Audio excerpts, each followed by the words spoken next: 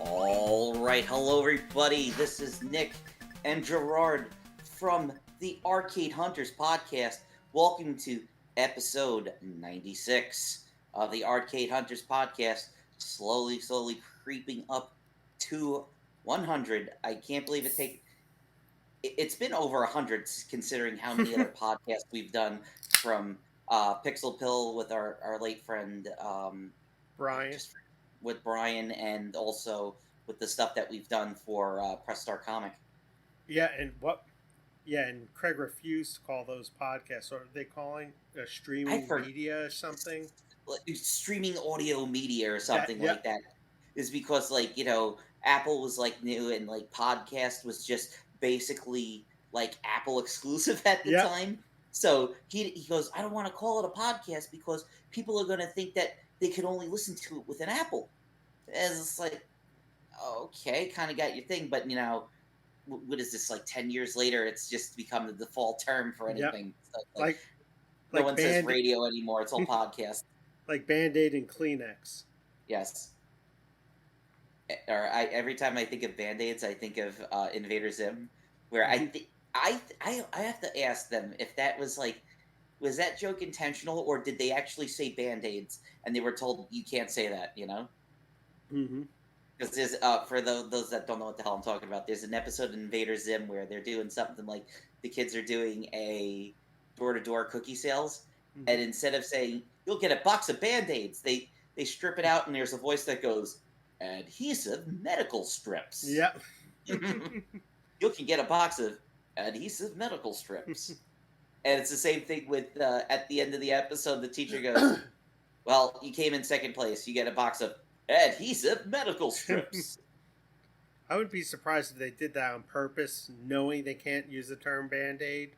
Yes. It's either they did it on purpose, maybe they wrote it in there, and so it's you can't say Band-Aids. What can we say? Bandages. The scene during I think it was that episode, the scene that I lost it at when I first saw it was when I think the one family answers the door and the dad starts yelling, "We don't want your government candy." Yes, that's the one that's censored. And I saw the original version where it's Zim goes, everything you love lies in ruins, and it looks like a scene out of Planet of the Apes, and everything's on fire. And then it ended up happening right around September 11th, and we're we have to pull this episode. You have to animate something different. So the one that's different is everybody getting thrown into pig cages and they're squealing and stuff like that. Now, we're a little off topic. What did you think of the movie that was on Netflix? Was it Netflix? It was on Netflix, yes. Yeah. I thought it was good. I was glad it was. I was glad they got a send off for it. Yeah, I thought it was good too. I thought the Rocko's Modern Life movie they did was a little better. Yes, it was a lot better. Yeah, I thought it was. When I remember getting the Invader Zim DVDs, and we're oh man, you get to see the episodes that they never aired, and it was yeah. Yeah. It just felt like it ran out of steam. I mean, it's funny when you say the episode is called Zim Eats Waffles. Yep. And it's literally the episode. I was okay, maybe if this was a webisode, but not a full 15 minutes for a cartoon. I was no, I'm not watching that. I remember getting the box set that came in the house. I remember pre-ordering the different volumes, getting it all, and like you said, getting super excited to see some stuff unedited, but also seeing the new episodes, watching the new episodes and going, There's one of them that's the one with the tack that comes back, the one that's supposed to actually take over the Earth. We're getting on this topic. This isn't. I know, but I mean, and then the Christmas episode was great. But yeah, I thought the Netflix movie was good. The Rocko's Modern Life movie, I could not get over. It was just on topic. I just love how it had the same satire from the original show, just made modern for this day and age. And I loved how I was just gonna say how it picked up right where the series left off when they're stuck in the house under the rocket. And people said, it's like, dude, it's Rocco's modern life. I was like, this Mm-hmm. is the new stuff that they would end up talking about if they made the show today, if they still were able to make it like they were, you know? Yep.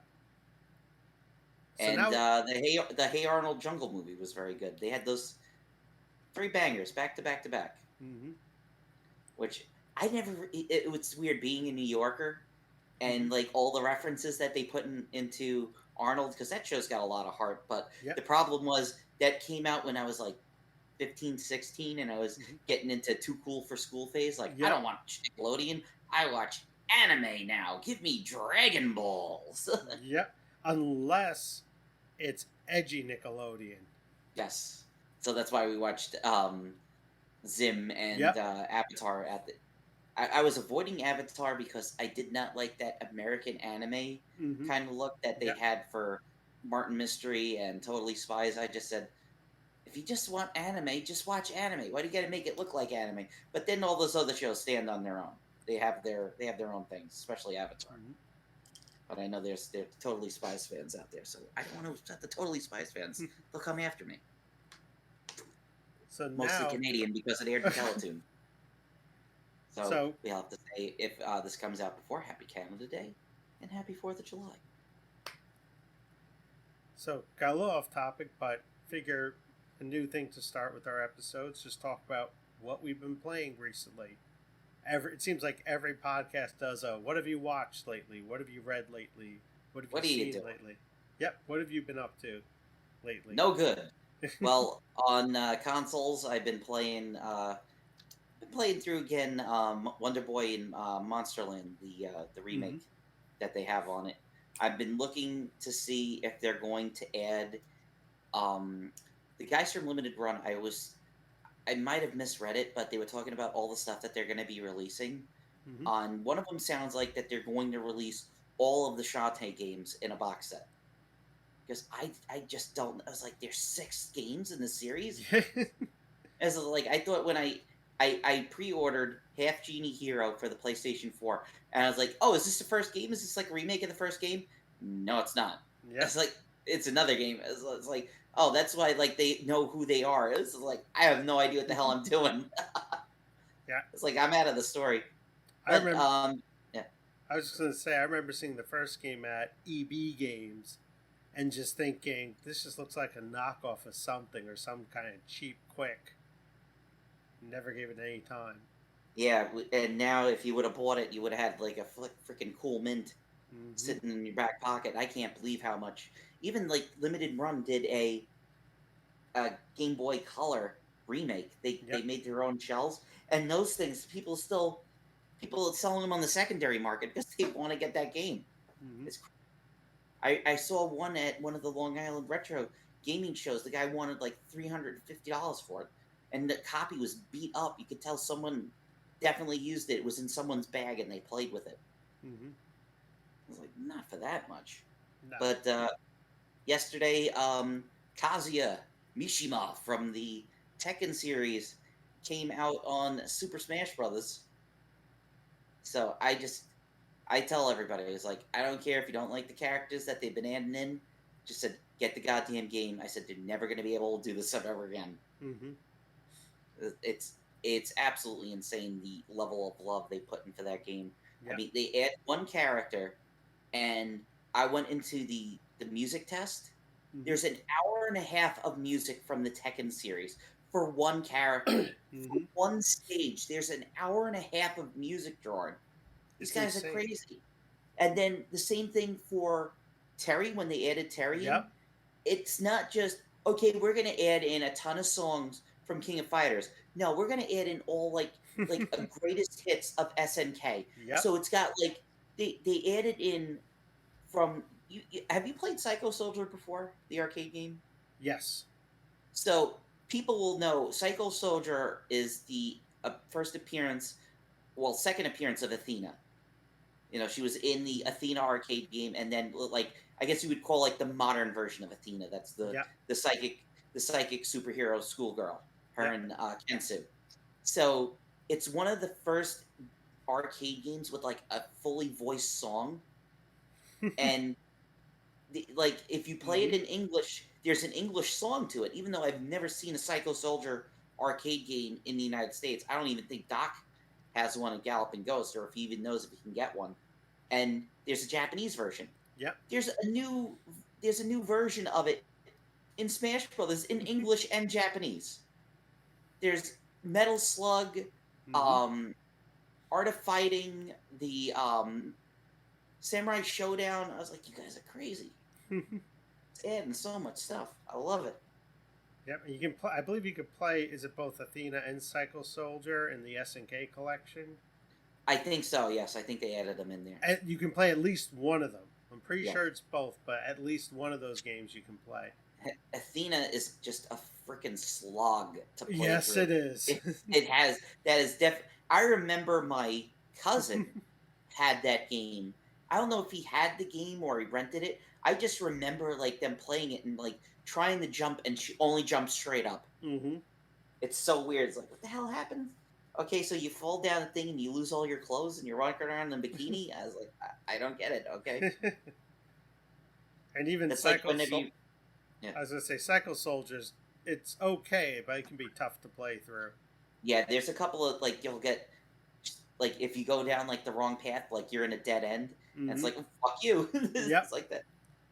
You shouldn't have went in the middle. You should have went in the top. It reminds me of the game Monster Party for Nintendo. Some of the later stages, like the sewer stage, where it's all different tracks, and you get stuck, and you're trying to get through, and you just get frustrated.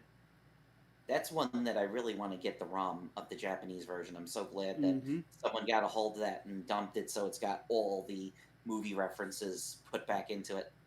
Yep, it's worth playing through.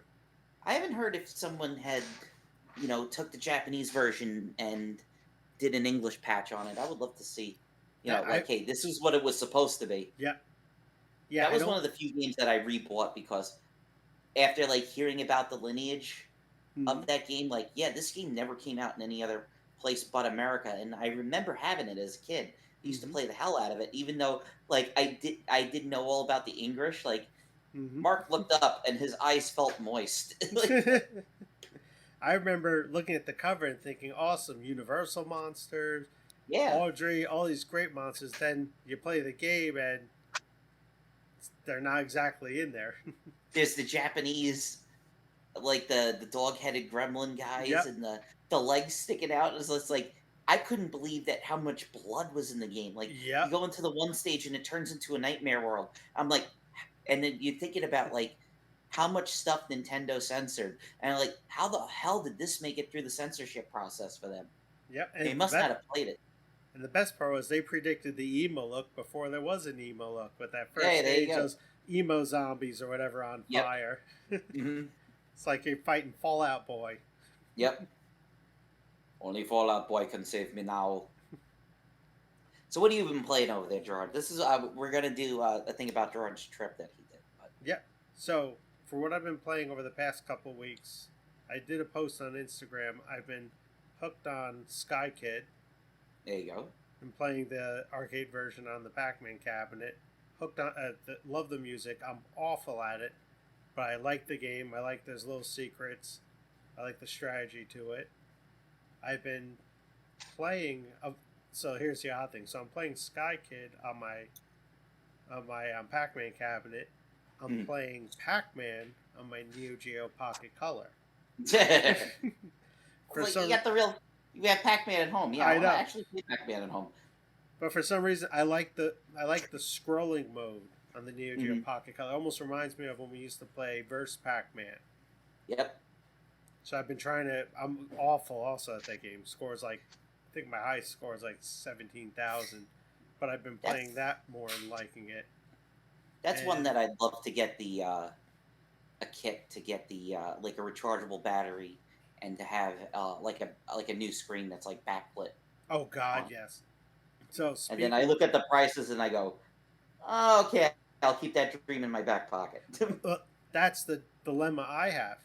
You can get someone to do a backlit screen, and it's like between $50 and $80, but you have to mail them your Neo Geo Pocket Color. I don't want to mail mine. I want to keep mine original because I have the box and the manuals. I look online to buy one, like you said, with a backlit screen, and people are asking like $350 to $500. I know, it's ridiculous. Mine I got from the sale at GameStop, so Mm-hmm. it has no like I don't have like the attachment to keep it original because that was like new old stock that they were gonna Yep. throw out anyway. I was so happy when they did that. I did not care that this was new old stock. Everybody said, like, guys, like you missed out on one of the Mm-hmm. best handheld systems because the Game Boy Advance was just a freaking goddamn 500-pound juggernaut. You could not Yep. take that thing out. And then when I saw that they were doing that, they just called it a pocket arcade.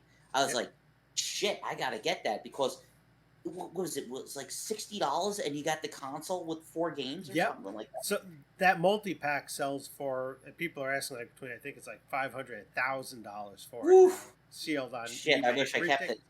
I remember what was the video game store in Chinatown that we used to go there? We rarely There was bought. there was um Ellen J Games or Yep, something like that's that. what it was. Ellen We B's or no Ellen B's is Spumoni Gardens. Yeah, it's something like that. J and L or L and J. J and L, J and J and L. L.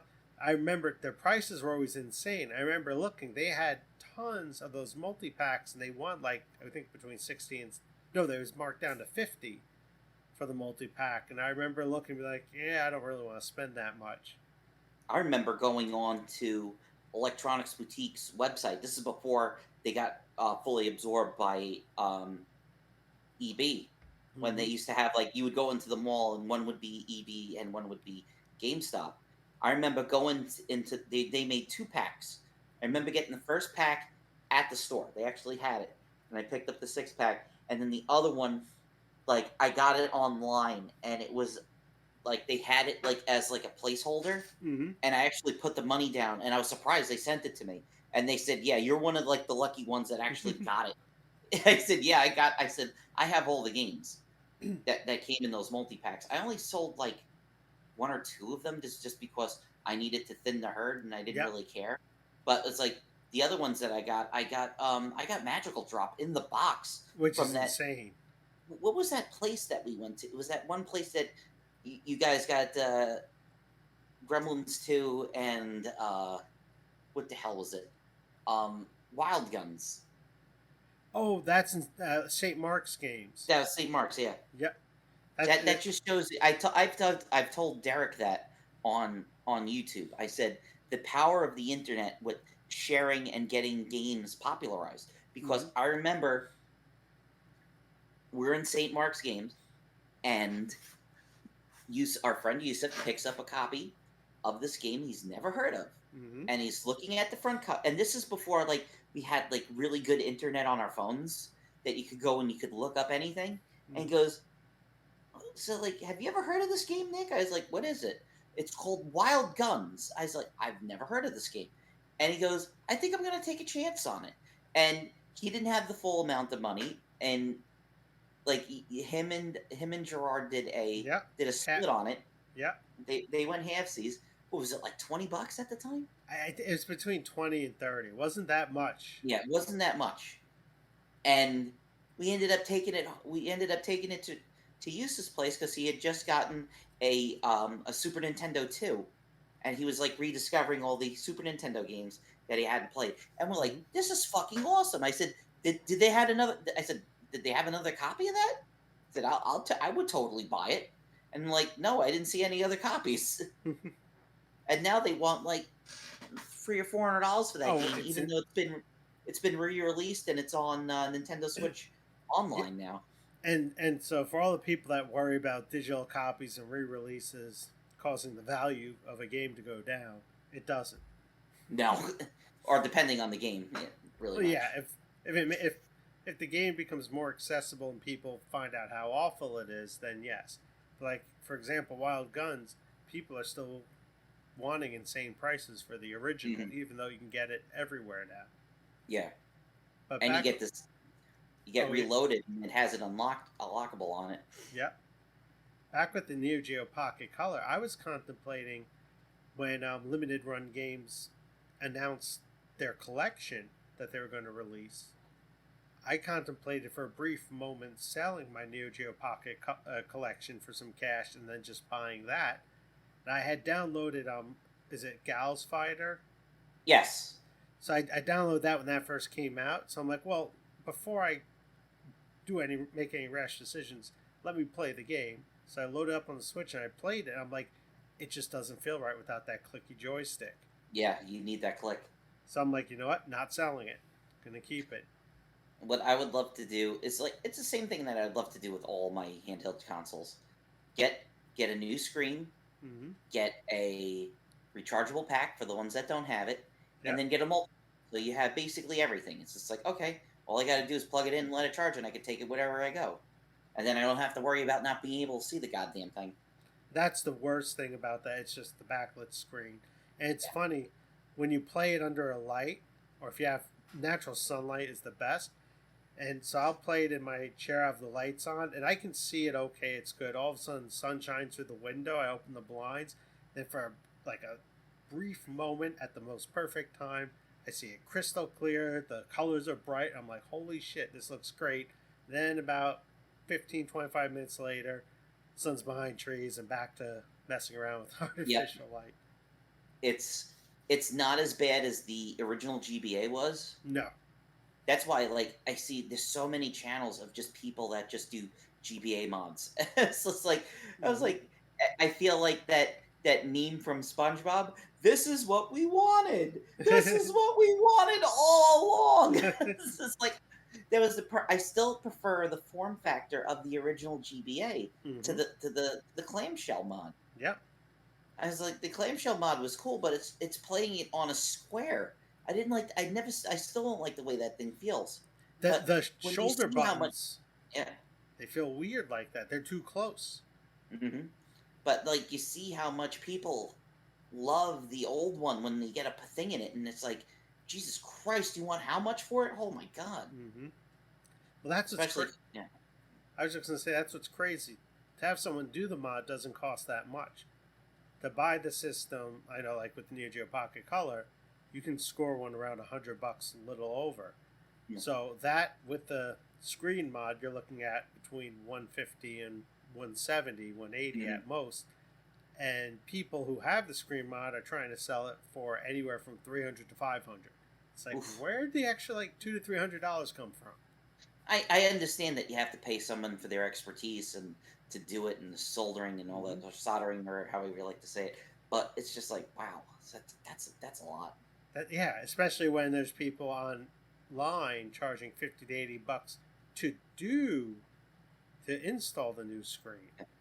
My whole thing is like, hopefully, we have the poll with the YouTube channel. I could tell somebody like, hey, I will pay to do this for you, Mm-hmm. but I want to do it as a video. So you kind of like you give them that nudge of like, yeah, I'm gonna show off if you fuck up on this or not. It's I like just I'm not saying I want it for free. No, yeah. I still want it done. But I'm telling you, I am going to review this, and if you fuck up, you're gonna know it. So you better give me fucking perfection.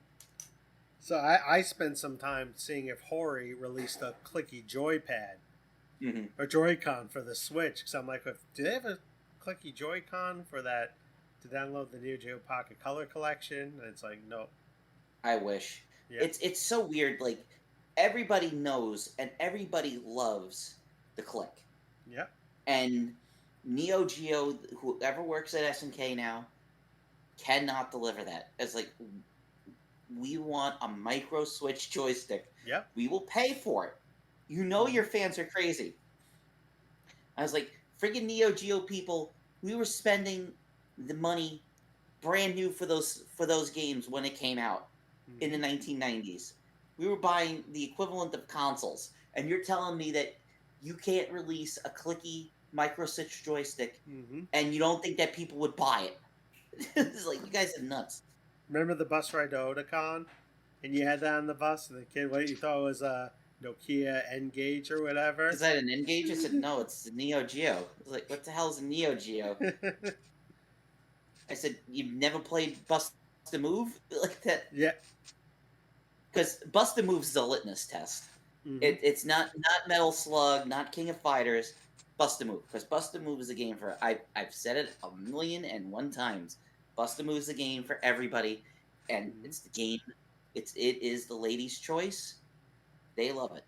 If you see a girl buy a Neo Geo machine, 9 times out of 10, they're gonna be playing Bust a Move. And it's funny you mentioned that. That's the other game I was going to say I've been playing on the Neo Geo Pocket Color a lot lately. Fun little game. Yep. And then I've been also. I have so many games I downloaded from a while ago and never got around to playing. So I just started trying to work my way through the Contra collection, Konami collection on the Switch. Yeah, I got the Castlevania one on PS4.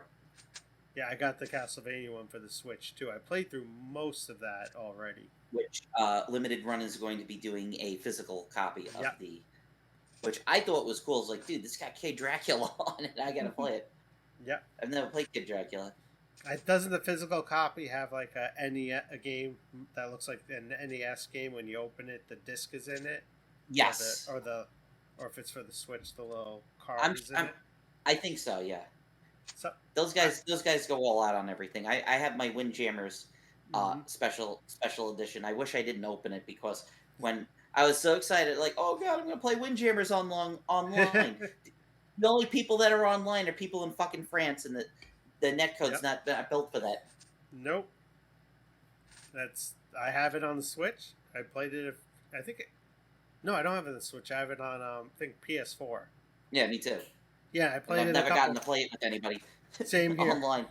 Every time I went online looking for somebody, I was like, well, I just feel like I wasted the money because I wanted to play it online. Now I can't find anybody that actually wants to play this game online. It's the same thing that happened. Like, they re-released the Virtua Fighter on there. Everybody played it for like a week and a half, and now the new Guilty Gear's out. No one gives a shit about Virtua Fighter anymore. It just went down the toilet. Oh, don't even talk about like Guilty Gear, Japanese fighting games. So I'll segue into. I finally got to check out Round 1 USA, the one at in Holyoke, Massachusetts, in the Holyoke Mall, and I've been so out of the loop with Japanese arcade games, especially Japanese fighting games. I had no idea what I was looking at. I took pictures. Like, all these games. Yeah, I sat down. I played their. I think it's Ultimate Muscle. Really, they have an Ultimate Muscle arcade game. There's an Ultimate Muscle fighting arcade game, and it's like I recognize the logo and the characters. I'm like, oh, those are the muscle characters that we used to collect. And what was it? There was a Japanese Nintendo game that was based on Ultimate Muscle, and they changed the characters in America or something. Yeah, it was on GameCube. It was actually a decent little like fighting wrestling game. Oh no, there was one on Nintendo, I think. Are you talking about like the original Muscle? Yes. Game? Yes. That one they've done. That one's had plenty of videos documenting. Like you need to know what you're doing in that game, and even when you do know what you're doing, it's still not that good. Well, the arcade game I played, I couldn't get into it. I only had a brief. Like I only played it twice, short amount of time. It looked like it could be fun if you knew what you were doing. It was very slow and methodic with wrestling moves. I'm trying to play it because it looks like a Japanese fighting game. But still, all the key characters are there. I don't know the names because, again, I've been out of the loop. But I was recognizing the characters as I'm scrolling through. The problem is they had American names and then there's the Japanese names. Yes. I recognize by the look. Yeah. And the game, it played like a cross. It was almost like a cross between Street Fighter and Virtua Fighter. It had that kind of slow, methodic like Virtua Fighter, but then it had some over-the-top moves like Street Fighter. Yeah. I definitely. Because the thing with that I've noticed with Round 1 is talking to people, and Round 1s have a lot of. They try to keep it like Dave and Buster's, where they have a lot of the same games. But if you talk to people, a lot of the games will be different depending on the location.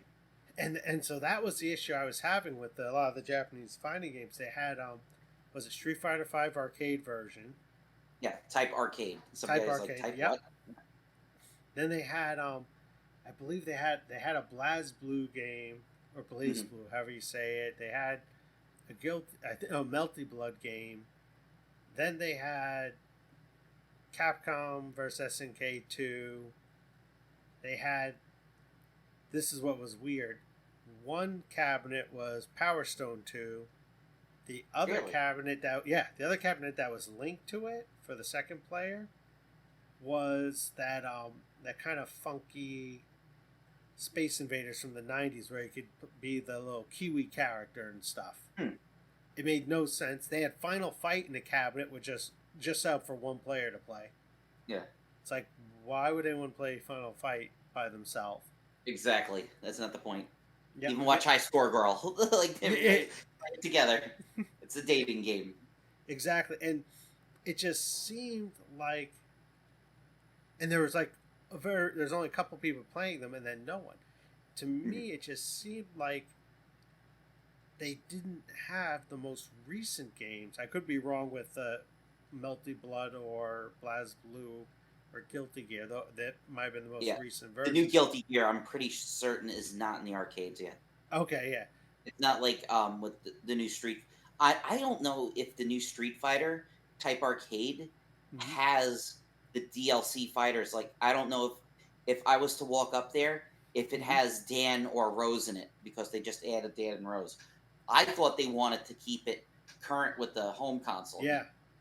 But because what Round 1 does is they have those Nessica cabinets that everything is downloadable. So they don't have to physically have the board for all those games. It's basically like, here's a list of games. Which one do you want to play? Yeah.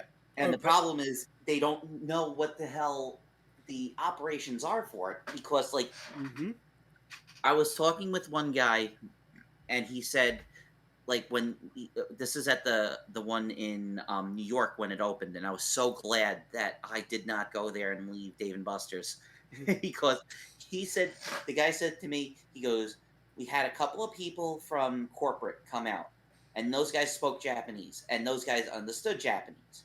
They said, unfortunately, they said a lot of this is flying by the seat of our pants. They said, it's like, here's the manual. The manual's all in Japanese. What am I going to do with this? Have fun. And then they just walk away. Like, here you go. Here's the manual, but the manual's in Japanese. They said, we have to sit there using our phones with Google Translate to figure out what the hell we have to do with some of this stuff. Yep, so I just pulled up. So they had King of Fighters 14 when I was there. Okay. They had Million Arthur Arcana Blood. Okay. Arcana Blood. Arcana Blood. Yep, it's from, I think, from 2017. Yeah, Arcana Blood's a doujin fighter that's like... Yep. I know it was very popular in the arcades. I'm totally going to butcher this name. Kinnikuman Muscle Grand Prix 2. That was the muscle game. Okay. Kiniko. I forget how to say it. We'll just call it Ultimate Muscle Grand Prix 2. We're stupid Americans. Thank you. So I'm way off. Basara X Cross or Basara Cross X? Yeah. Basara. Stangron Basara, I think it's called. I've never played it before. So that shows how off I was. I just saw the artwork. I'm like, that's BlazBlue. Oh, that must be Melty Blood. Oh, yeah. Way off. A lot of the stuff they said we get a lot of the stuff that the Japanese round ones don't have. They said that this is like the hand-me-down stuff.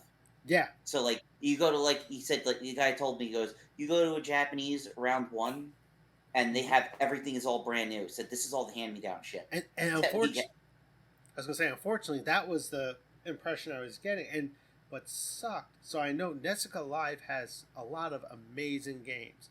There's that shooting game. It's almost, they have that Love Tester shooting game. It's like a multi-shooting game. They have that, like, was it like 8-player Pengo? Like all this crazy stuff. So I thought the cabinet had that. I sat down. It's Space Invaders DX. Yeah. From 1994. Out of all the classic games you could pick, why would you pick just that? I have no idea. Like they said, that was the board they got, and they're like, here, hook this up. Exactly, but I think that was a Nessica Live cabinet. That wasn't even a board. The thing was, I was there at the one time at the round one, and they were just hooking up the Nessica, and they had no idea what they were doing. I was like, I picked the game, and I was just like, I forget what the hell the game was. It was one of those Dojin fighters with all the girls, and it Hmm. had like Super Sonico, the Hmm. was in it, which I have the little figure of the one with her as the Taito game attendant. Yep. I was like I was like, this is a game that I would never pay full price for. So, Hmm. I'll put a couple credits in it. I'll see how it is. And then I could not get to the menu. And I asked Yeah. the guy, I said, "Do you know how you exit out of this game and get into the menu?" And he looked at me and goes, "No." Well, I guess it's on this game for now on until you turn it off. Oh, and that's exactly what this was. I could Yeah. some it was stuck on Space Invaders DX. There's Mhm. no way they got a PCB board for this game, threw it in a modern, was it a Namco A cabinet? Vuex, yeah, Vuex or something like that. Yeah, and said, you know what? Here you go. This is the game that's going to make us money. I was so tempted to just go to the back of the machine and just Yeah, switch it off and reset it, like I worked at Dave and Buster's, but you're in a place and you don't know if there's people watching and you don't want anybody saying anything. It's like, dude, I just didn't want to play this fucking game anymore. so I think you're confirming. So with Nesca Live, you can select the game, right? I'm pretty sure, yeah. If When it it has boots Nesca up. Live on it, yeah. Yeah, so that's what But I thought. But like you said, I'm trying to. I saw Space Invaders DX. I'm like, oh, that's got to be Nesca Live. I got to be able to select change the game, and there's no way for me to get to a menu screen. yeah, it literally is what he said. Is like we just get the hand me downs. Mm-hmm. Like I wouldn't run like these Tekken games, like Tekken 5. Like no one likes Tekken 5 and Tekken 6. He Yep. goes, everybody wants to play Tekken 7. He goes, but this is the stuff that we're given and we're told to run it. Mm-hmm. Like um Gunslinger Stratos, I think that was at I don't know Yes, if they had it there. they did have Like it there. the machines were so beat up and they said, yeah, Yep. because these are from Japan. He goes, they goes, we can't even get replacements for the guns because we're trying Okay. to figure out how everything works. So I'm glad to hear that because I looked at it. My friend was with me. He looked at it. He's just like, that game is beat up. We didn't want to Yeah, play it. Put the I headphones know. on or anything. It looked disgusting. They had and I forget what the other game was, the one that has like the twin guns, and Mm-hmm. depending on how you lock them into place, like it'll change the gun on the screen. So if you put them like side by side, it'll turn into like twin Uzis, or Yep. if you put them on top of each other, it turns into like a bazooka. I was like, this is a cool game, but man, this thing's been played. But with and then they also had like a Dead or Alive game in Puyo Puyo. Mhm. But at the end of the day, honestly, it was just cool to sit and play a Japanese arcade cab because there are no more Japanese arcades around in the New England Mhm. area. And there's like a so the mall, the Holyoke Mall, has had like a rebirth. That's Last time cool. I was there, before the pandemic, you had FYE and that was and GameStop and that was it. Mhm. This time there were like 4 or 5 stores that were dedicated just to like nerd stuff, That's good. wrestling, anime, Funko Pops, NECA characters, and then there's also a corner place that sells bubble tea. That's good. So I'm like, yeah. So I'm like, if I need to get a Japanese, it's like a little over an hour away. If I need to get a Japanese fix, I can shoot down there, drink some bubble tea, play some games at round one. And one of the things I found, I did the card I did, I used. I was there for like over probably 2 hours. I used half of my points, Mhm. and I was not keeping track. I was just swiping everything just to try it. Yeah, that's what I ended up doing the first time I went there. I got like the card that was Mm-hmm. like $35 or like $40, Yep. and I was just going around trying everything. I was just like, okay, this is my first time here. I am just trying everything that you guys got. So show me what you got. I'm not like gonna stick to one area in particular. Mm-hmm. Like even like I ended up playing some of just like the regular redemption games Oh because God, yeah. they had Space Invaders Frenzy was set way too easy, and I kept getting the jackpot on it. So it was like, I looked in there. They only had, for some reason, they only had the Funko Pop of Tuxedo Mask from Sailor Moon, Yep. and I was just like, okay, I don't have him. I only got the 5 girls, so I was just like, I'll get him. I'll put him next to all of them. I play friggin' Space Invaders Frenzy 3 times. I got enough with tickets left over to get like a spider ring and a whistle. What's I was like, crazy you guys is don't know how much I spent on that. I went to the mall to meet Bushwhacker Luke and Hey, get my Bushwhackers Hasbro tag team figures on the card signed. I had no idea round one opened up at Holyoke Mall. The only one that I knew of was just outside of Boston. So I'm walking through the mall. I'm like, son of a bitch. That's I met both of them. I don't have their autographs anymore, unfortunately. Yeah, I was so Butch and Luke were supposed to do a tour, but because of COVID, Butch could not come back from Yeah. I think Australia or New Zealand. No, they're from New Zealand. Yeah, so Butch can't come here. Well, he can come here, but he won't be able to go back to his country. So they put it off until the fall. But yeah, but I saw the giant bowling ball pin with the round one logo on it. I'm like, that can't be advertising the one that's like 2 hours away in Boston. There has to be some advertising one nearby. And sure enough, I walked by the entrance in the mall. I was like, there it is. And My then, friend Lance had a photo. Like he does it where he'll go into the city, and because he wants to go to round one, he wants to play some of the Japanese games, yep. and he invites everybody. Said, "Hey, I'm going to round one on Saturday. Whatever, come out and see me." And they had a photo. There was a line of people waiting to get into the damn place. So I know for round one, you know, the majority, it's just like Dave and Buster's. Majority of their money isn't being made on the Japanese stuff. No. They're getting the money from the bowling. They're getting the money from the billiards. They're getting the money from the food. And of course, they're going to be getting the money from all that redemption stuff. Yep. But it's great to see, like, at least at the one that I went to, that they had enough of everything for everybody. Like, they still had enough weird Japanese games, and then they had enough of American games to satisfy, people that aren't going to want to have an interpreter to know what they're doing. That and the point system for the card. I mean, maybe it's just a fluke. The one I'm at, I was there for 2 hours. I used maybe half the points that I purchased. Yeah, they're pretty reasonable. Yeah, and I got depending on what you're playing. If you're playing like the bigger games, you're going to be charging more for. Especially because I know you're not into most of the newer Bimani stuff. So, well, so I am. I started getting back into it. I didn't get a chance to play it there, but I did play the bigger redemption games. So I tried I can't believe I forgot the name. The Centipede Chaos. Yes. That was actually a blast to play. And I also finally got to play Bust a Move Frenzy. Cool. I fell in love with that game. It just feels just like Bust a Move. I was worried that using the those mounted gun controls would be awkward, but it wasn't awkward at all.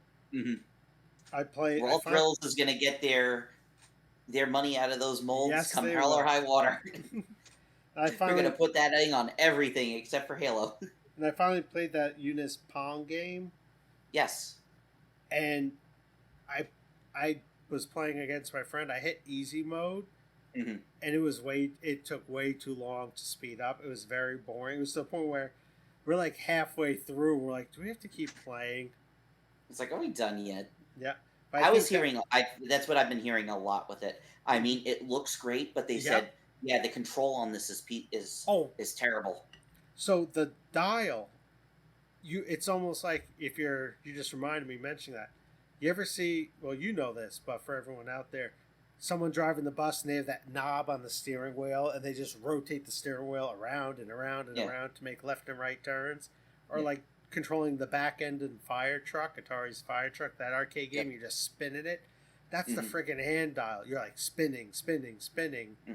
Multiple revolutions just to go right and multiple revolutions to go left. It's not like the dial from the original Pong where it's more on point. Yeah. It just sucks they can't make stuff like that anymore. It would be like, if it controlled like that, it would have been friggin' awesome to see how it looks so cool. I still have not seen one in person, unfortunately. Oh, it looks so awesome. It looks like you're looking at just like a cube and two bars, and the way it moves and when it speeds up, and you can actually put a little English on it if you twirl it right and get it to angle and stuff. It's pretty cool, the technology there. I know, That it looked pretty cool. I played that double pinball Pac-Man Panic game. Cool. I didn't It's know they had that. awful. It's Oh, okay. awful. It is so bad. It's nothing like the Joust pinball game and stuff. Yeah, I saw they were trying to do one. It was either Pac-Man or Space Invaders they Yep. were trying to do it with. They had They, like a generic theme on it, and then mm-hmm. someone said, "Oh, let's do Pac-Man or Space Invaders. We can get Bandai or Namco or Mm-hmm. Taito to put something on it, or Taito, whatever you like to call them." It was awful. I finally got to play Initial D8, which was great, but I couldn't figure. Hmm. Again, like you said, so everything's in Japanese. I couldn't figure out how to get a card printed out, Yeah, and there's no one there that can really help you with that. And for there's all I no. know, Oh, yeah, you got to wait until. Thankfully, there was a couple of guys over there that were playing it, and I go. I asked them. I said, "Hey, man, how do you get a card? All right, okay, you have to put in like 3 credits or something like mm-hmm. that, and then you get a card and you get a race with the card." It's like okay, and then So, one of them didn't have the card. I went to go play Wangan Midnight and it had the mm-hmm. Wangan terminal. Yeah, Wangan terminal is not up at this point. So what's the fuck the point of playing this if I yep, can't save my on it? yeah, they had that there. But I plan on eventually going back and getting the card because I used to do that at Tokyo Game Action, play Initial D like a whole day. Yeah. Was never I good mean, at it. it was great because you go into round one and they got Initial D and they have Wangan, but Mm-hmm. then they also have um, the new Daytona and also Mario Kart. So Yeah, you have that, you know, you got the hardcore racing fans are going to play those two games, and then you have the casual audience that they're going to gravitate more for Mario Kart because that was the one that's the racing game that made the most money. yep. And probably they also had Cruise and Blast. Yep, they had Cruise and Blast, they had Nitro Trucks. The worst was, and this is what was odd, because I played a bunch of games there and everything seemed fine and on the level. They weren't super hard. Mm-hmm. Went and tried to play the new House of the Dead. Was it Scarlet? Scarlet Dawn. Scarlet Dawn, yep. The difficulty was ramped up all the Oh, way. Played that it, sucks. literally, me and my friend were dead within like less than a minute. That sucks. That's It a was shame. it was awful because I built it up because it was the 4D cabinet. I'm like, oh, this is great. When you launch the grenades, the wind gusts at you, and all this cool Mm-hmm. stuff. And I played the crap out of it at Dave and Buster's. We sit down and it's just like 1 minute, not even a minute Yeah. later, dead. I'm It's like, like no one's gonna play it. And exactly. So then we left, and I said, "Well, you got to see some of the features." He said, "Yeah." He said, "The wind gusts and the light and the vibrating." He said, "That was awesome." It's just the game's way too damn hard. I said, "Yeah, that they have the setting jacked up on that." I remember when we got that game, and there was this guy that used to come in. Poor guy had special needs, but Mm-hmm. he loved to credit feed the gun games. He would just sit there and play the gun games all day. Mm-hmm. And I remember we're putting up. The guy didn't speak that much, even though that I Yep. would be in the store all the time. It's like, hey, buddy, we got the new game coming in. But it said I hardly it goes. We'll have it set up soon, and he goes to play it, and the stuff freaked him out. Oh yeah. And his mom or the handler, I have no idea, or the person that was taking care of him said, "Is there a way to shut the features off in there?" And I was like, "No, unfortunately, it's part of the game, so we can't do it." And it's like, yeah, he was upset. He doesn't like it. It's like, okay, I'm sorry. Well, no, so this cabinet had a button to turn them off. Really? Yep. No, the other one had it. It had a button that makes it louder or something like that. I don't think it turns it on and off. I still think it's on by default. Yeah. Okay, this one, it looked like there was a button to turn off 4D features. I have to see because I forgot. It's been a while since I played it. And I could be mixing up games too. But yeah. I remember when I played at Dave and Buster's, there was a button, but it didn't do anything. Right from the start, Konami Sports for Nintendo break away from the crowd. Test your skill and stamina in Track and Field 2's 15 grueling events, including Taekwondo, skeet shooting, and canoeing. Then strap on your skates for Blades of Steel, the hottest game on ice. It's full high-contact hockey, where you're in control right down to the fights. Konami Sports, from the makers of Double Dribble. Konami, wherever great games are sold. My favorite still was the family that went into Dark Escape. Yeah. I told you that. I don't know if it's been 96 episodes, so Yes. I will say it again. So I'm working at Dave and Buster's. It is a Saturday, and Saturdays are always the busiest day. We used to have the Dark Escape 4D more close to the middle of the arcade because it was a big showcase game. You know, it had the blood on it, and I see a a family go inside the game. They're Latino. There is a small girl that was probably like maybe 4 or 5 years old, grandma and mom, and they hop into the cabinet. They're in the cabinet for not even 5 minutes, and I hear grandma scream out, "Delos mio!" And the little girl starts screaming and crying, and they all run out of the theater. And I'm sitting helping a guest with the ticket issue, and we're all sitting there like, "What the hell?" Like that's I said, "You wanted to take a family into a friggin' horror game like that, where it's all like these things coming out, and it's all designed to scare the shit out of you." It's like, yeah, I want my 5-year-old to play that. Now she's gonna be afraid of the dark till she's 17 years old. So overall, I'd have to say my review for round one, I'd give it 2 thumbs up. The value was great. They have a decent selection of games. They seem to be well maintained.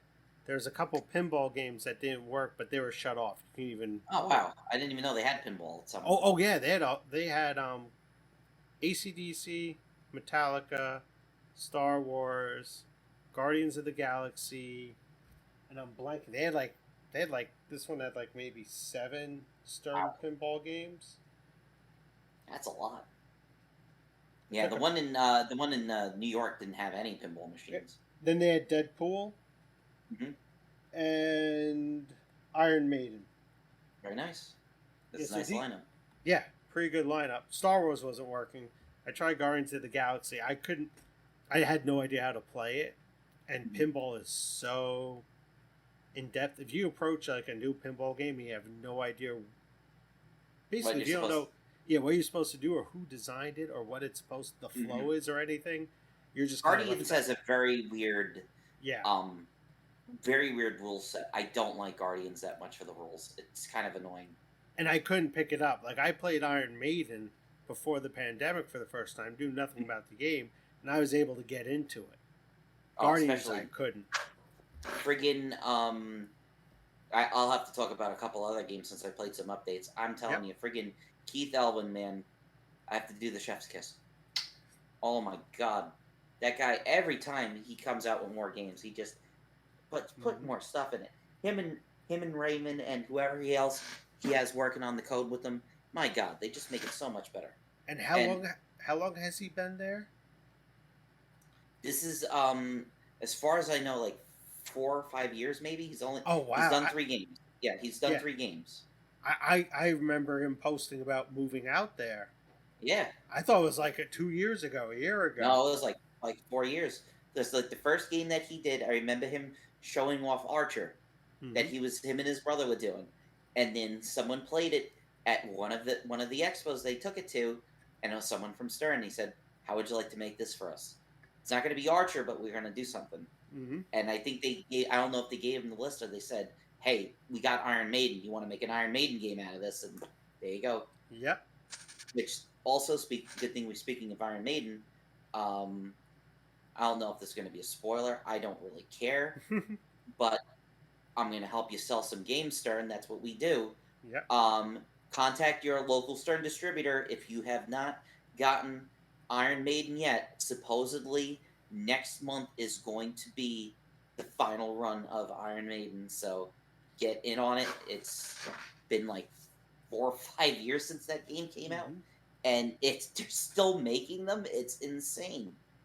Because definitely one of the best. Yes, it is. The game is amazing. The song choices for Iron Maiden are amazing on that game. Can you play with magnets? Yep. You can play with magnets. My favorite thing is just going. I wish I could. I keep telling them. I said I would love it as a feature if you could just downgrade the code, because I want to show people how much this game grows. Yes. Especially what Keith does. I remember we were playing Iron Maiden first time I stepped up to Iron Maiden, I launched the ball, and I launched it into the left out lane, Mm-hmm. and it just shot the ball back. It didn't know what to do. It wasn't expecting, like, that was the first thing it was going to hit was the switch for the left out lane. So Mm-hmm. someone complained about that. They said, I got the ball back from the ball saver, and it shot it into the left out lane.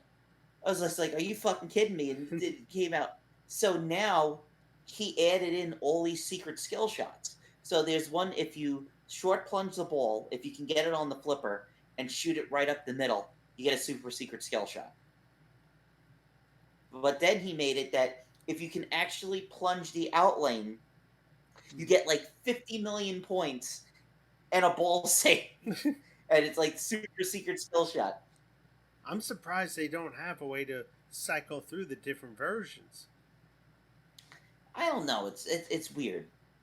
But the one that I would love to do is Star Trek, because that oh god, yeah, timeout Trek, and it had the one guy that was working at CERN that was just going, they're right behind you, Captain, run. Like that. It was like, okay. And then they said, I was like, man, this game's terrible. And then they had that video with Carl Urban, and he's like, be on the lookout for the new Power Pack update coming from Stern with my voice on it. And it's like, oh my god, you guys fucking nailed this stuff. Holy shit. Where instead of making a timeout Trek, they're like, yeah, we're going to put a medal system in this. So, like, yeah, you can time out all the modes and go to Kobayashi Maru multi-ball, but it's not going to be worth anything unless you bring these medals into it. So now you got to play the fucking game. So that's really cool. I love how they did that. So we were talking about before. We were talking about some spookiness, right? Yes, we were. We had your House of the Deads and your zombies and your ghouls that go bump in the night. So we got our friends out there in, I think it's Wisconsin. If not, I apologize. The guys over from Spooky Pinball. Now, have you got? I think you played America's Most Haunted, right? Oh God, I love that game. Yeah. So Ben Heck's America's Most Haunted. And after America's Most Haunted, they did Alice Cooper's Nightmare Castle. Yep. Which, oh no, I'm sorry, not Alice Cooper's Rob Nightmare Zombie? Castle. Rob Zombie, yes, yep. Rob Zombie. I've not gotten to play Rob Zombie, so they did Rob Zombie. I'm pretty sure. I don't know if Spooky did the Dominoes machine or not. I think they did do Dominoes. I want to say. I forgot if they did Dominoes and what was it, the Jetsons machine. Yeah, I want. I'd have to look it up. I'm gonna look it up quickly because. So Spooky's all about getting like these I don't cool, think they did. Yeah, they did do Jetsons. Okay, yeah, they did the Jetsons and they did Dominoes. They did like a very small run of Dominoes machines. Domino's Pizza, I should say. Then they did the Rob Zombie. Yep. They had Rob Zombie, and I got to finally play Alice Cooper's Nightmare Castle, which is really cool toys and stuff like that. As far as the shooting goes, I know Bowen Cairns they had on there working on the code, and I'm pretty sure he's the code designer now. They have Bowen doing the code, and I only played it one time because it was a charity game at Free Play Florida. It was like you gave them like $2 and they let you play the game, and all the money went to like it was a charity for I think it was for people that train dogs for people that come back from the service that need support animals. So I was like, I'll try Rob Zombie and now I get to support a good cause. I like that. I'll do it.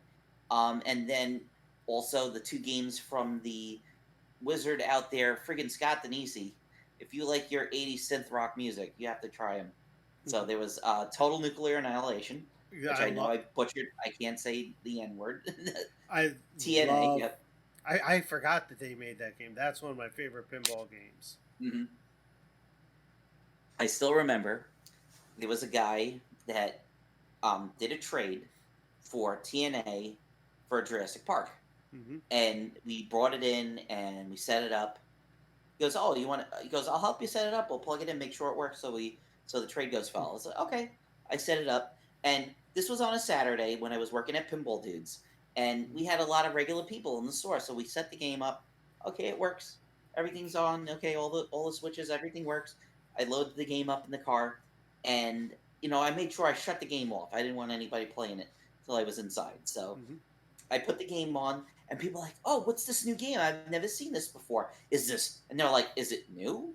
Because it looks like an old game." I said, "Oh yeah, it's a new game. It just came out like a few years ago." And I'm looking at them, and I said, "You're not gonna like it." And he's like, "What?" I said, "But it looks like an old Bally game." I said, "It is hard." Yeah. And every one of them, they played one game, they walked away from it. I was just like, "Yeah, this is for a specific crowd of people that it's like that just so fucking deceptive looking at that Mm-hmm. game." But what's funny is it is very hard. It is deceptive when you look at it. I'm not good at pinball. I suck at pinball. Yet even though I even suck at that game, I love playing it. Mhm. Just the flow, the shots, the theme. It had me hooked. And when I went to Mystic Pinball. This was pre-pandemic. Unfortunately, they had to shut down because of the pandemic. And I'm playing games, and the one guy that's working there is talking to me, and I saw that in the back. I'm like, "Oh, nuclear annihilation." He's like, Yeah. I asked him like, "How is it?" He's like, "Well, have you ever heard of the phrase NES hard?" I'm Mhm. like, I'm like, I grew up playing Nintendo, so yes. He's like, "Well, this game is NES hard." Yeah. I, I It's got that one more game that you have with it. yeah, It's like it's gonna beat the yep, shit out of you, but you want to do it one more time. exactly. And I just kept playing it, playing it. I would lose pretty quickly, but it just kept me playing. And out of all the games I played that day, that was my favorite there. Hmm. So right after that, Scott Denisi did another game, Rick and Morty. Yep. Rick and Morty time, 100 years. Rick and Morty time. I do the. Here's the thing. I do the old Rick voice from the Doc and Marty specials. Yep. It's like, "Morty, you gotta get down deep, and I can't repeat the rest because I want to try to keep it more family friendly. You can't watch that show; it's very bad, You very remember when bad." that show first came out, and I I haven't seen it in a while. I always mix up the characters. Is it Morty's the scientist? No, it's Rick's the scientist, Rick's the Morty's the scientist, grandson. and Oh, jeez. Rick kept belching, Yeah. and it was to the point where I remember we have an old podcast episode talking about. We're like, "What the hell? We can't get into it. All he does is just belch every like minute." And then we find out the reason why he does that Yep. because he's actually drunk filming the Yep. show. And they said, "Why does he like belch so much?" It's like, because I'm drunk half the time when I'm doing it." It's like, and we just kind of like, even when I'm sober, they say, "Hey, you might want to throw a couple in there that we can just like splice in." So Rick and Morty, um, it's very hit or miss for people. I know there was like a couple of production problems. Mhm. I was hearing a lot of people hate the flippers that are on it, and people are like modifying it with other flippers, like they can't make it up the ramps and stuff like that. It looks like a lot of fun. Justin Roiland, a lot of voices for it Yep. that are exclusive to the game, and it's definitely one that you do not want to have kids around. It's like it's got to be the filthiest pinball machine since friggin' Sopranos came out. I mean, there is so much cursing in that game, and it looks like so much fun. It's almost like Uh, Is it like no, Family Guy with some innuendos? it's worse. Oh, I figured that. It's like if you don't launch the ball, he'll go, "Come on, Morty, put plunge the ball, you stupid piece of shit," like that. It's like, oh. So, Gerard, Hmm. are you ready Yep. for the next game from Spooky? Yep. They just announced it yesterday. They showed the underside of the game. They have not showed it off yet. But the game from Spooky, it's Halloween. The night he came home, Mike Holy Myers crap! is coming to pinball. That's insane. So we've had Nightmare on Elm Street, Hmm. but we've never had Halloween. Yep. So they actually got the license, and they are making a Halloween game. And from the the way that um the trailer makes it out, it's going to be classic Halloween because it Mm-hmm. has like the Donald Pleasance of it's Donald Pleasance, right? Yeah. He had the eyes, the devil's eyes, like that. Mm-hmm. It's like, oh Yeah. shit, like that. So I'm waiting to see how they're gonna do this. I hope I would love it if they could get Jamie Lee Curtis. That would be fucking awesome. It's perfect timing because Halloween Kills is coming Hmm. out, and then there's another Halloween movie after that. I will say it right now. Halloween Kills. Do not watch the trailer. Oh, I did watch it. Don't. Oh my! They give away too much in it. They gave away too much. I was the I trailer. still want to see it, but they gave Oh away way god, too yeah. much. Yes, the trailer got me psyched up. It looks like the last Halloween movie they did was really good.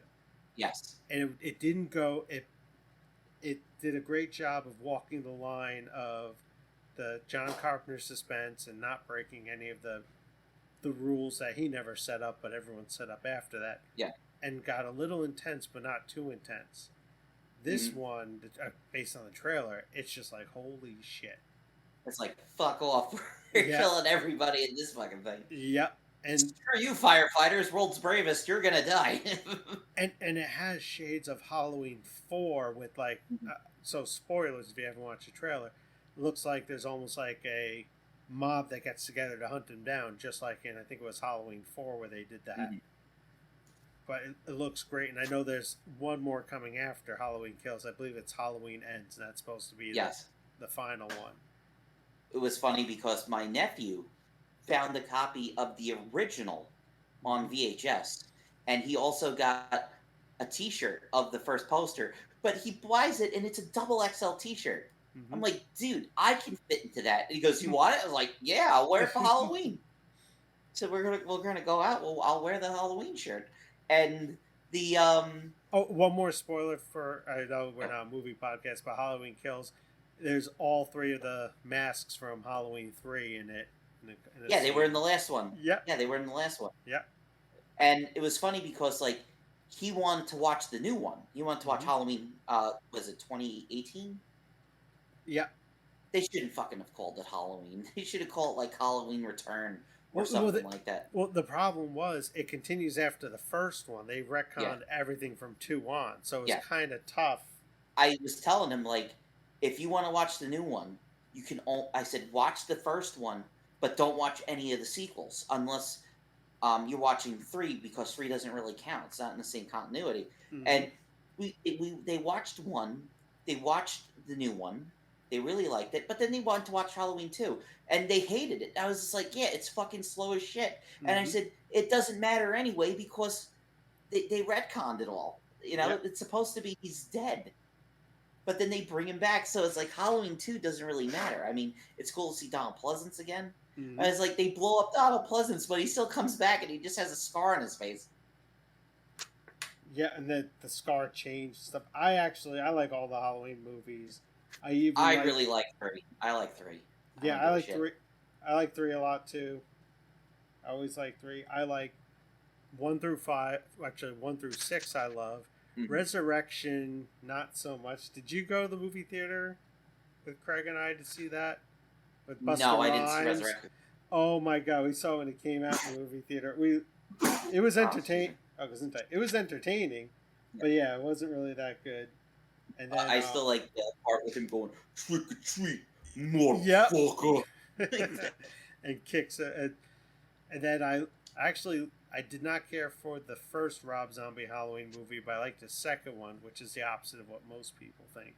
Yeah, that's weird. Most people are like, oh, I like the first one. I hated the second one. Well, the reason I didn't like the first remake that Rob Zombie did was he was trying to do his own thing, but he was also trying to do John Carpenter's thing, and it just you can tell it was a mishmash of visions. But the second one was 100% him. It's like the backstory's done. I'm doing my thing, and apparently there are production problems, but I thought the second one was good. But I'm going to have to track down an arcade that when Halloween by Spooky releases to play it. Cause these guys are selling so much. They have a new thing. They have 3 levels of games. They're doing a collector, a bloodsucker, and the standard one. And they have it that if you got to be in the fan club, the Fang Club. Yep. You get in the Fang Club, and then you have the ability to pre-order one of the bloodsuckers. And I forget what they said. Like, I forget how they're going to do it. There's 2 videos with the owner and his son talking about how they're going to do it. But these guys have no problem selling their games because, I mean, they get the licenses that people love, and then they say, we're only going to do a small amount of games, and we're going to go through it. And they're like, freaking Rick and Morty, they announced it. It sold out in the first day. It's insane. And they was still able to keep up the production even with COVID, so good for them.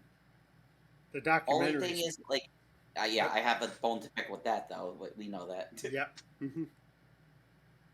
We're not hard to get a hold of. I said, I just want a copy. Just give me a copy of the movie. If the guy is listening out there, I don't hold any ill will.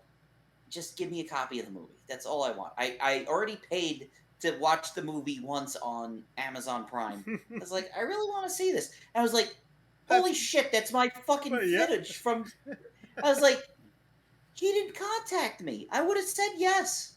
I'm not hard to get. I'm in the phone book. I forgot about that. We've been on Twitter for 10 years. I was going to say, the Spooky Pinball documentary is good. As soon as those words came out of my mouth, I'm like, oh, wait a minute.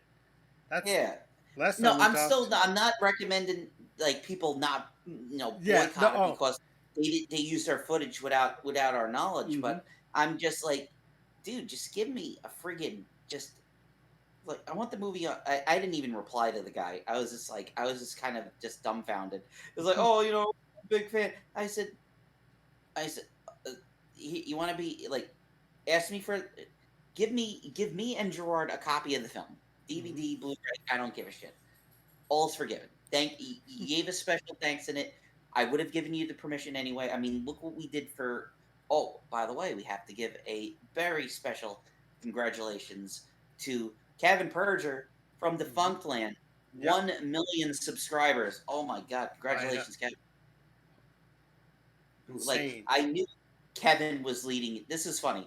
So for those that might have seen the Defunctland episode on Disney Quest, I knew the way that he was talking about it, he was going to lead into it.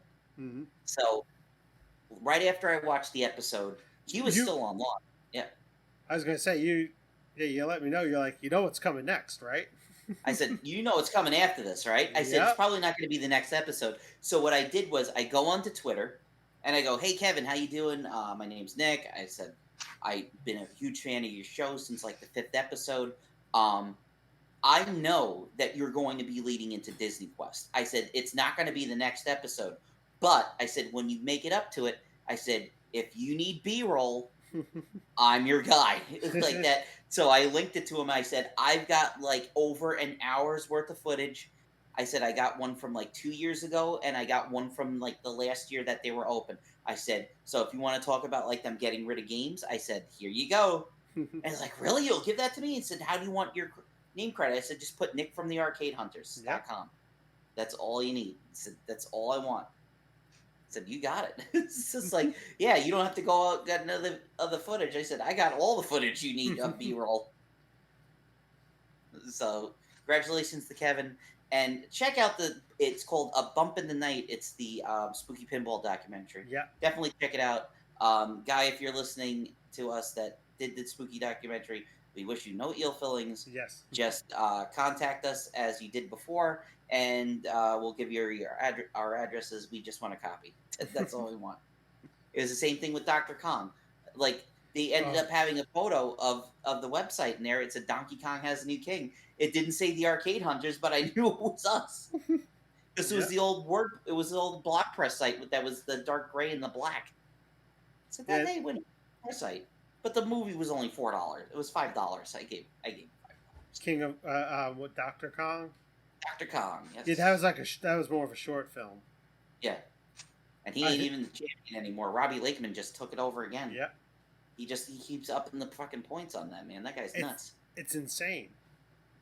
But, I mean, And it's funny because everyone still will bring up Billy Mitchell. It's like he hasn't been a contender for a while. Yeah, Billy Mitchell's not even in the top 10 anymore. No.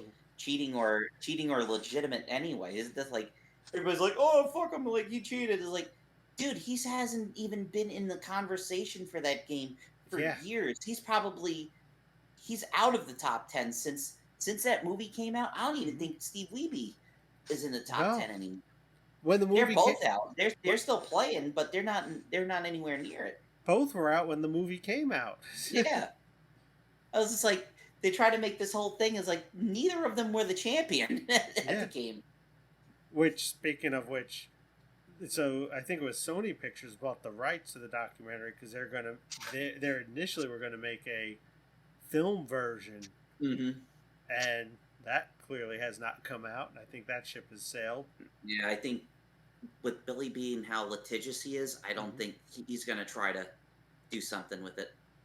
He's been nice to us, but I don't want to get on the bad side because. Oh yeah, no, I'm not saying. Sony Pictures, they bought the rights, they got the options to do it, and it was big news that they're going to make like a film version. Yeah, like this guy's gonna, he's attached to direct it, and this one's gonna star in it. And no, I don't think it's happening. No, definitely not. The train has sailed. It's like as Austin Farrells would say, that train has sailed. And that documentary, it was so cut up and missing so many pieces. You go back into our back catalog of podcasts, hear us talking about it because we were talking to people that were in it, and they're telling us. It's like, dude, they told us it was supposed to be about Doris getting the world record on Q*bert. They just found out, like, hey, there's this thing going on for Donkey Kong. Okay, let's do the documentary about that. Yeah, it's because Doris didn't get the world record on Q*bert, and and then they went this other way that they noticed what was going on. And it's just like, yep. Okay, what's some other drama here? Okay, this guy's doing this thing with Donkey Kong. The only other thing I'll say about that is Brian Q is like a Yeti. I swear, I was at, I think it was a Walmart in Concord, New Hampshire, somewhere, and I swore I saw him walk by. And when I went to take a peek, see if it was him, he was gone. Whoever it was gone. What? They're all dead. Yeah, that's an inside joke for two people that are doing the podcast. or if Gary's gonna listen, I doubt it. And those other guys that told the story to us. But then you have was it John and I can't believe I forgot his name from Retro Game. Yeah, John and Ida. It was mainly John telling the story about him coming up to visiting Fun Spot because I think his grandparents have a vacation home nearby or whatever. Yeah. And Brian Q was working like I think it was a gas station. Yep. And he's just like, wait, what? Didn't you retire? Yeah, he told me he retired. He was like a big Wall Street millionaire. He's carding me for cigarettes. I'm 20. He goes like, I'm 27 years old. This guy's thinks I'm 18 years old, and he's carding me for cigarettes. So the last thing we have to talk about is I finally got to go over to our good friends over at the Little Shop of Games in Lutz, Florida. Got to play the Mandalorian. And then the day after that, it was actually Marshall's birthday when I went there. I didn't even know it. It just came up on Facebook. And then he shows me the invitation. He goes, hey, Nick, what are you doing on Friday? I said, I'm working 8 to 5. Why? He said, come after work. We're having a birthday party here. I was like, okay, I'll bring some suds. Like that, you got it. So we ended up doing a combination birthday party and a Turtles launch party. Guess who won the Turtles launch party? Who? Me. You? I was gonna say. Yeah, I had one good game the whole night, and it was on Ninja Turtles. Because what they did was they had a premium setup. Mm-hmm. So I have to talk about 3 games actually, because I got to play the premiums of Ninja Turtles and Avengers. Mm-hmm. I had to play the premiums of those, and I got to play Mando. But yeah, I ended up getting like 35 million. And Turtles is a game where you either can blow up on it or it blows you up. So I actually got a decent game.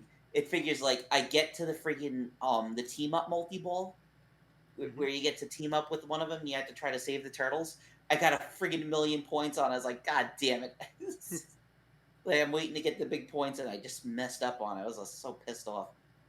So Mandalorian is out. We got the brand new game. Unfortunately, as you may have seen from the video, the main shot in the game did not work. So you'll see on it has that the shot for the Razor Crest, and it's got Mm-hmm. kind of like a flap on it. There was something wrong with the flap, like it wasn't making the connection properly, and they have to ship him out a new one. So he was saying, he goes, yeah, that's why we opened up this one and used this as a display unit. They said they're going to be sending us a part to fix it. So was able to play the game without multi ball, and then for the party they actually set up a second machine, and the second machine worked properly. So I have gotten to play the game with multi ball. Mm-hmm. And it's okay. It's once again, I don't know if I like what Dwight does with code. To be honest Mm-hmm. with you, it just kind of feels like what am I doing? There's still spelling errors in the game. It still says flamethrower, Ugh. and when you do on the pro, you can short plunge into the mini playfield, and it Mm-hmm. will say it says sneaky shot. Mm-hmm. But when you start shooting in it, it says SYKEY, Swecky, or something like that. Mm-hmm. I was like, oh my god, you guys didn't fix that. They're still making fun of you. But like it's Carl Brothers does good jobs with the call outs. You know what you're doing. Um, I found out from you have to shoot the right targets on the side because those get like the playfield multipliers. Mm-hmm. So I just kept bouncing into them, and I have it on video. I was playing impossible mode. I bounced into them. I had like I had the thing up to like 3x, and then I ended up doing a mission, clearing the mission, and I had like 153 million from doing one mission because I had my multiplier up to 3. So I know that there's going to be people that are going to be getting their hands on this game and they're going to blow it up there. Yep. It seems pretty fun. I like the little mini playfield. Now on the pro, it does not have the moving part to it, Mm-hmm. and it only has one flipper. So what they said that they do with it is, as you raise in level, it changes the flipper coil strength. Yep. So it'll start out slow, that you can actually bounce the ball back and forth. But when you get up to like a higher thing, you're basically going to hit it like 2 times and that's it, Mm-hmm. and it drains down. So it's going to be interesting to see. I hate judging games on the first Yes. time because everybody's asking me like, "Oh, Nick, you're a big Star Wars fan. Are you going to get it for your house?" I said, "I don't know yet." I said, "I am not." I said, "I am not one of these people that's more well off that I can drop the money on the Mm-hmm. game as soon as it comes out." I said, it was the same with Ninja Turtles. I said, "I'm going to see how Ninja Turtle shapes up." I said, "Right now," I said, "Deadpool's pretty much done. It's in the state that it's done that I want to play this game." And that Mm-hmm. was before I said that I wanted Deadpool, and then they came out with the update anyway that made it even better. So I was like, wow, you guys made it even better. So thank you. So got to play finally the a premium of Avengers. Holy Mm-hmm. shit balls. So this is with all the moving pieces. So I'm trying to think like, on a Mandalorian, you're getting that extra mini playfield. That's Mm-hmm. basically and then the slam ramp that goes down. So the Avengers has that extra loop shot for Captain Marvel. Mm-hmm. It is so cool when you hit that, but you do get rejected on it a lot. It's not as bad as if you watch Jack Danger's stream because he's used as a prototype Yep. of it, but it does work really good. And I really did like having the sling ring raise up out of the playfield and actually seeing the ball in the subway Mm-hmm. and being able to lock the balls for the portal modes. So I thought that was really cool. It's still fucking hard. It's Mm-hmm. still there. That game, like we said with Iron Maiden, that game is deep. Mm-hmm. It is a Chicago deep dish pizza of a game. There's a lot of stuff to do. So I really enjoyed it. I'm glad I got to play it. You know, would I buy a premium or a pro? I I think I would save the money and go with a premium with a pro. Mm-hmm.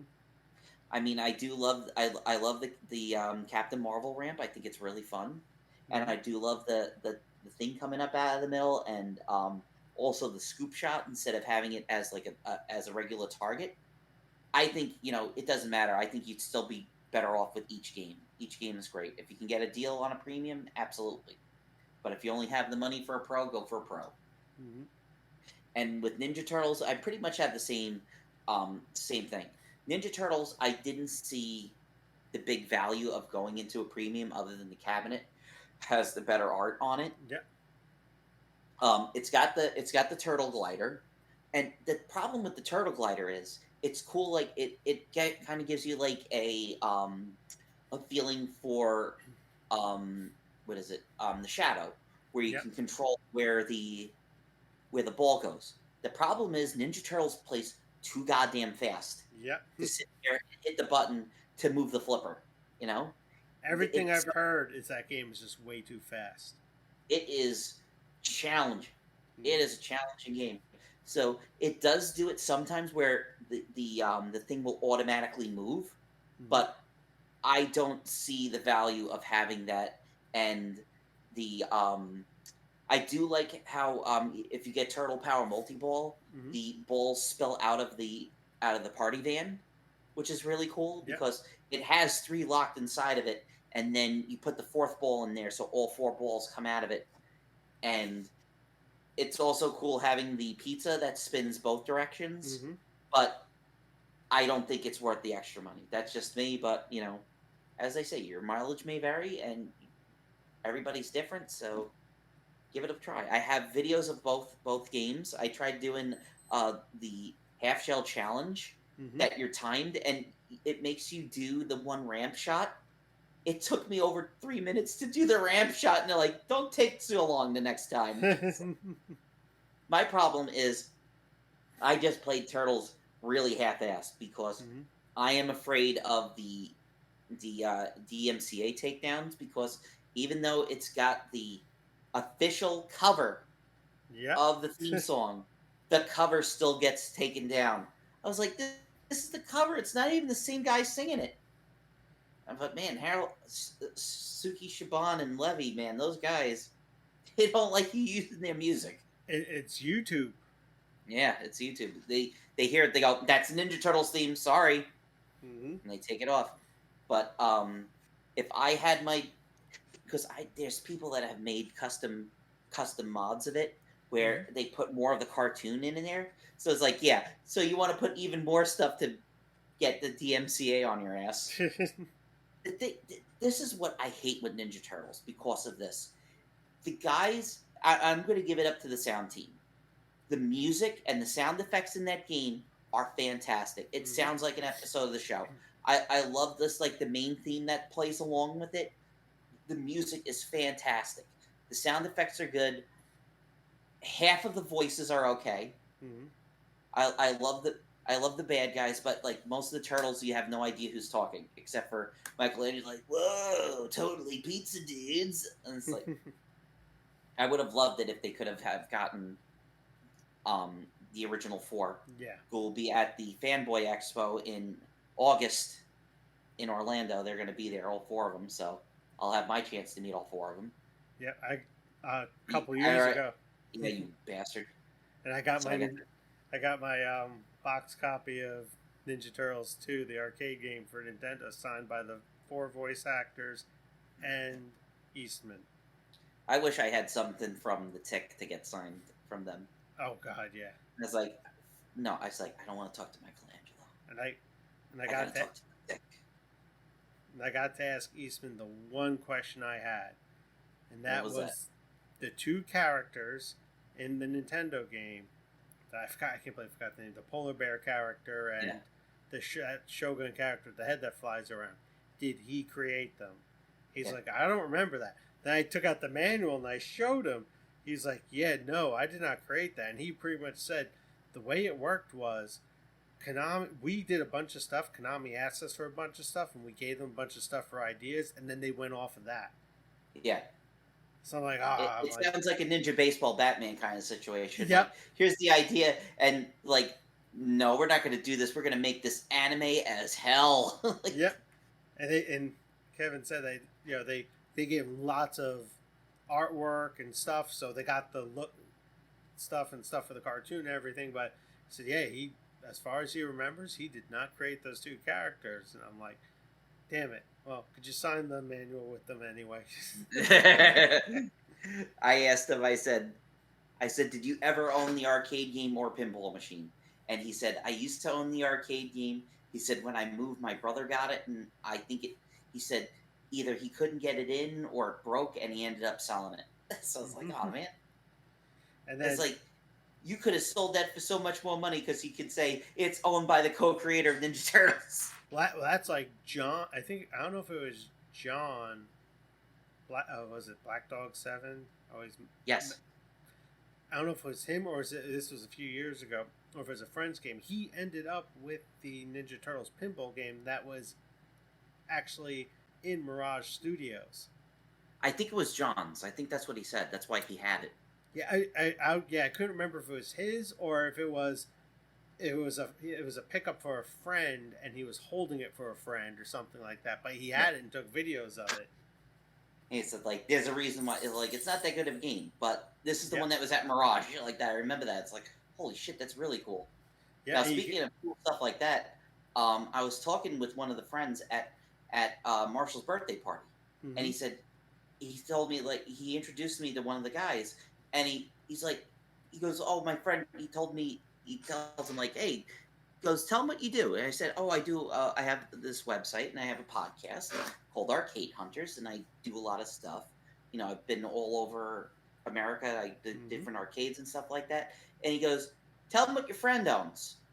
And he goes, oh, he's like, Phil? And he goes, yeah, Phil.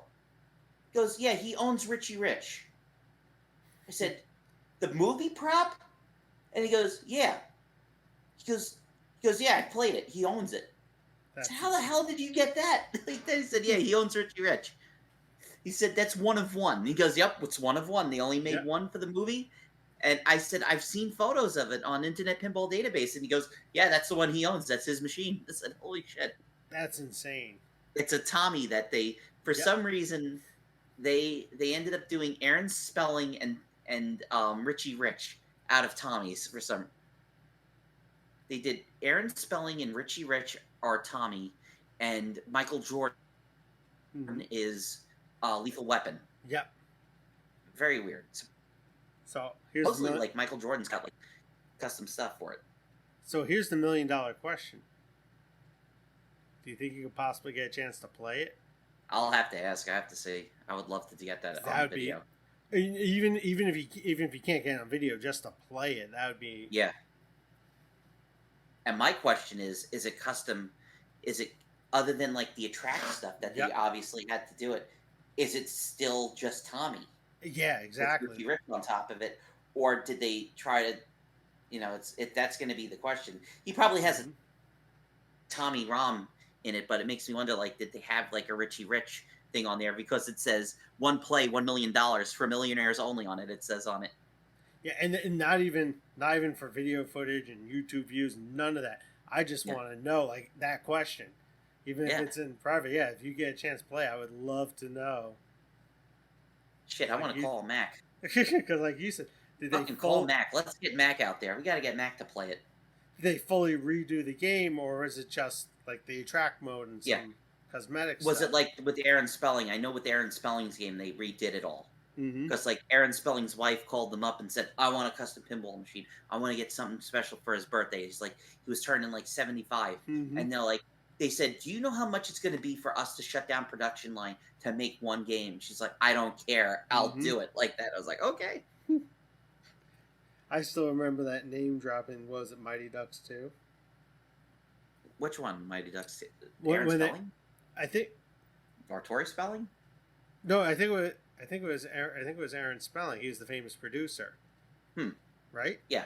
Okay. Yeah, he did a lot of TV shows. I don't know if he did Mighty Ducks. Because Mighty Ducks 2, they were in California, and there's this one scene where they're on Rodeo Drive, and the cowboy guy keeps calling it Rodeo Drive. Yeah. And then they go to one of those private boutiques, and I think it's Goldberg, buzzes and says that he's like, I think a nephew or great or grandson or like cousin of Aaron Spelling, and they're like, the Aaron Spelling, and then they let him in. They do a little fashion show. It was basically like a I hate to say it, but it was like a PG version of a striptease. You didn't see anything, just attractive girls in full dresses. But as a little kid, that was like, oh, this is awesome. Yeah, hey now. I remember thinking, who the hell's Aaron Spelling? I know Tori Spelling. She can only play one type of character, as she said in an interview. Yeah. Well, I think we chatted on long enough. I think that's good. I think we left the kids with a lot of good stuff today. Yeah, we went a little over 90 minutes. A little over full feature-length film. Absolutely. Hopefully you guys are having a good day cleaning up or doing whatever else you're doing today listening to us. Mm-hmm. And as always, we have to say thank you for listening to the Arcade Hunters podcast. As always, you can find us on all your favorite social media sites. Make sure you give us a search on there, like and subscribe and all that other stuff, because YouTube does not let out anything, because you're telling me I have 6,000 active subscribers on YouTube. I release a video and it gets less than 300 hits. Yep. Less than 300 views. By the way, I'm going to drop it. Fuck you, YouTube. Thank you very much. Fuck you very much. Yep. Gerard, do you have anything else you'd like to add? Nope. Just keep checking Instagram. I'll get back at. I'll work out crazy. Now it's calm. I'll get back to. I have so many videos and pictures and stuff to upload to YouTube, to Instagram, to Facebook. I finally figured out how to access Facebook pages and update stuff myself. Mm-hmm. It's with the new update. Just keep on checking back for tons more stuff, and it's finally summer. Okay. Gerard, do you mind if I end on a bit of a low note? I have to get something out. This has been pissing me off. Okay. So, I go and I check our notifications on YouTube to see if we get comments and stuff. Most of it is people commenting on my comment from the Fritz the Cat video that Saberspark did about my uncle being taken to see Fritz the Cat, thinking it was Felix the Cat. I had a couple people comment on Mandalorian. One guy is yelling that his game broke already. They have to stop getting cheap parts. Whoopty shit. It's all people that what they do is they complain about stuff. I have to have 3 comments complaining about the build quality of a game from Stern. Guess what? That's the same with everybody. Everybody's having manufacturing problems. Yeah. Okay. I'm not going to name the guy because I already erased it. The guy looks like Sheamus from the WWE. But this guy comments, video interrupted by a 15-second unskippable ad. Clicking on do not recommend channel. Let me tell you something, buddy. The fact that YouTube even lets us have ads on the videos is a godsend. I do not have choice of what plays on the ads, because the fact that you got a 15-second unskippable video means nothing to me. Go ahead and don't recommend my channel. I don't give a crap. But I don't have the choice of what advertisements they put on the videos. I try to keep everything no politics and stuff like that. I try not to, like, good. You guys follow what you want to follow. I don't care. But here's the thing. I did not complain all throughout, like, October and November when all of my videos had political attack ads from either side.